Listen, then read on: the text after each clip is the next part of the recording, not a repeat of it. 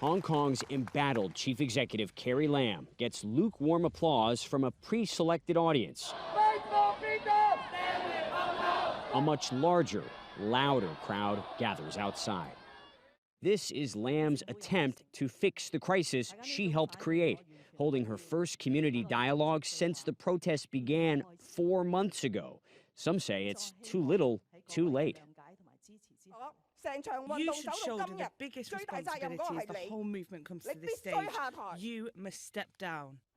Hong Kong's summer of unrest began with outrage over Lam's disastrous, now withdrawn, extradition bill, later broadening into a pro-democracy, anti-government movement with regular outbreaks of vandalism and violence. Outside the venue, hundreds of protesters. Inside, more than a dozen empty seats. 20,000 people applied for 150 spots. 20 didn't even show up. Many who did come say Lam herself is to blame. Others accuse her of being a puppet for the Chinese government. Lam says she's here to listen and to help Hong Kong heal. I've heard a lot of people questioning if this dialogue is a political show or a PR show. Because for the past days, confidence in the SAR government and confidence in me have been falling. Months of unrest have pummeled Hong Kong's economy, paralyzed public transportation, and postponed major events. Fireworks for China's National Day on Tuesday canceled. October 1st is the 70th anniversary of the People's Republic of China, a day expected to be a crucial test for protesters and police. This we should have more and more protests, and it is more militant, I think. It's more vigorous because it's just the National Day. Hong Kong police keeping a low profile outside the dialogue venue, with hundreds of nearby officers standing by, schools and stores taking no chances, closing early. Rumors had been circulating that protesters might try to storm the dialogue venue, Queen Elizabeth Stadium here in Wan Chai. Participants are also banned from bringing in what's become standard protest gear, helmets, gas masks, and umbrellas. Protection from the rain became a symbol of Hong Kong's pro-democracy movement 5 years ago. That movement lasted 11 weeks. This one approaching week 17, with yet another major protest planned this weekend. Dialogue or not, there is no end in sight. Will Ripley, CNN, Hong Kong.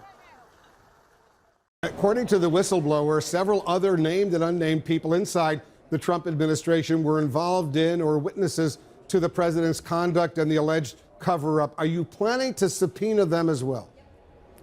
Well, I'm hoping that these witnesses will choose to cooperate, will volunteer. But I have to say I am deeply worried now that the president, on the eve of our hearing or during our hearing, was threatening these witnesses. And I don't know how else to to interpret the President of the United States saying that these individuals, we used to have a way of dealing with them. That's how we dealt with traitors and spies. Well, we used to execute traitors and spies. And so I think it's pretty clear what the president is trying to do. He's trying to deter people from following the courageous example of this whistleblower. Because witness intimidation obviously is a very serious allegation. What's your message to these potential witnesses who clearly are concerned, I'm sure? Well, look, my message is this is a fight for the heart and soul of our democracy. If a president of the United States can trade away the power of his office or use the power of his office to trade away our national security interests for the reason that he wants help in his political campaign, that is about as serious a level of misconduct, about as fundamental betrayal of his oath of office as one might imagine. And if there are people who witness that conduct, who are knowledgeable of the facts of that conduct, I would hope that they would muster the same courage that this whistleblower displayed and come forward, because our democracy depends on it. And I understand how difficult that is, but I also understand how important that is. What's your timeline for getting these witnesses to come before your committee? Well, we're going to move as expeditiously as possible. We're really focused on this issue, this constellation of issues, as the most important because it represents the most significant danger to our national security.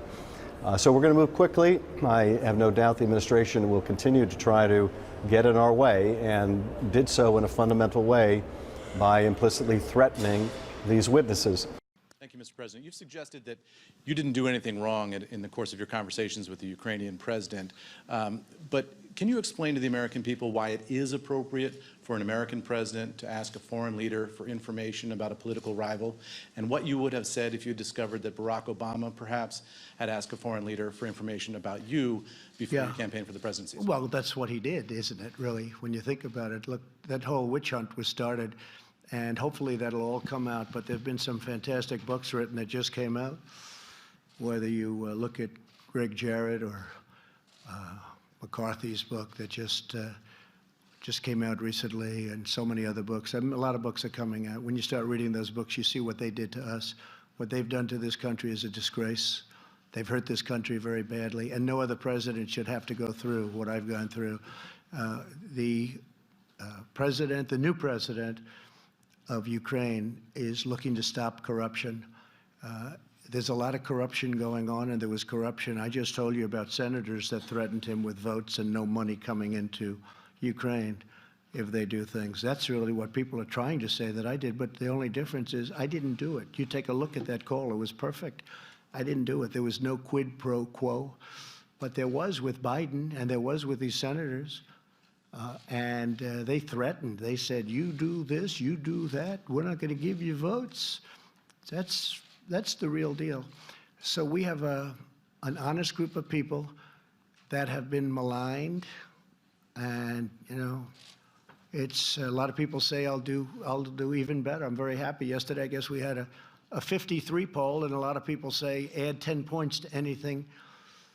Anybody voting for Trump, you can add, anytime you get a poll, you can add 10 points or 7 points or 6 points, take it any way you want. But I don't know if I consider that to be a compliment, but in one way it is a compliment. And I guess that's what happened in the last election. Far more people came to vote than anybody thought possible. So why should the American people then be comfortable with an American president asking a foreign leader for information about American citizen? Well, I think you can look at your senators, and you can look at Biden, and you can look at all these other people. But what we're looking for is corruption. An investigation started called the Russian witch hunt, affectionately, and it was a total phony scam. It was set up by people within the government to try and stop somebody from getting elected. And after that person, namely me, won, and convincingly won at 306 to 223 in the Electoral College, which, by the way, when you run a race, if you're running if you go by the college, Electoral College, that's a much different race than running popular vote. And it's like the 100-yard dash or the mile. You train differently. And I can't help it that my opponent didn't go to Wisconsin and should have gone much more to Michigan and Pennsylvania and other places, but that's the way it is. We won an election convincingly, and then you had the text message on, well, if she doesn't win, we've got an insurance policy. How bad was that? You know, with the insurance policy, that's sort of what has been taking place over the last number of years, the insurance policy. Now, there are a lot of very dishonest people. We're the ones that played it straight. And you know what? The millions of people out there that are looking at what's going on, those people understand it. They see it, and they think it's disgusting. And our people are being hurt, and our country is being hurt. When a Nancy Pelosi allows her position to be taken over by radical far-left socialists, or worse, that's pretty bad. That's pretty bad, especially when the senators and all of these other people have actually done what they're accusing me of doing, which I didn't do.